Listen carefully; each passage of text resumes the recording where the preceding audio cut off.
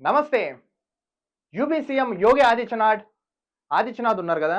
ఆయన కొన్ని ఆసక్తికరమైన వ్యాఖ్యలు చేశారు. ఎవరైనా ఇప్పుడు నౌ-ఏ-డేస్ ఉంది social media. Facebook, Insta, Twitter, WhatsApp ఇంకా ఇతర చాలా మాధ్యమాలు, యూట్యూబ్.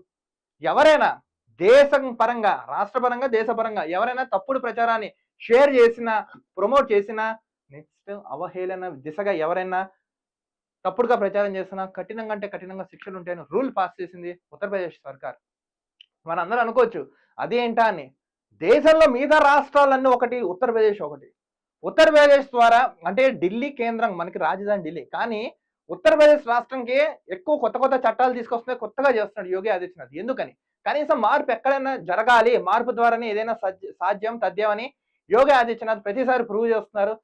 ఇప్పుడు ఒక అంశం మీద వచ్చారు. ఎవరైనా ఇష్టాం రీతిలో దేశం మీద ఎక్కడెక్కడ వంకరగా లేకపోతే పిచ్చిపరంగా నెక్స్ట్ తప్పుడుగా ప్రచారం చేసిన కఠినంగా శిక్షలు ఉంటాయని జీవో పాస్ చేసేది. సో తస్మాత్ జాగ్రత్త ఎవరైతే ప్రచారం చేస్తున్నారు. కానీ సోషల్ మీడియా ఇన్ఫ్లుయెన్స్ ఉంటారు. అంటే ప్రభుత్వ పథకాలు కానీ వాటికి సంబంధించిన షేర్ చేయడం కానీ నెక్స్ట్ జనాల్లోకి తీసుకెళ్ళడం కానీ అలాంటి వాళ్ళందరికీ యువతకి ఎవరైతే ప్రమోట్ చేస్తారో వాళ్ళందరికీ ఒక కంపోజిషన్ కింద మనీ ఇస్తున్నారు. ఆల్మోస్ట్ 8 లక్షల వరకు సంపాదించుకోవచ్చానని తెలిపారు.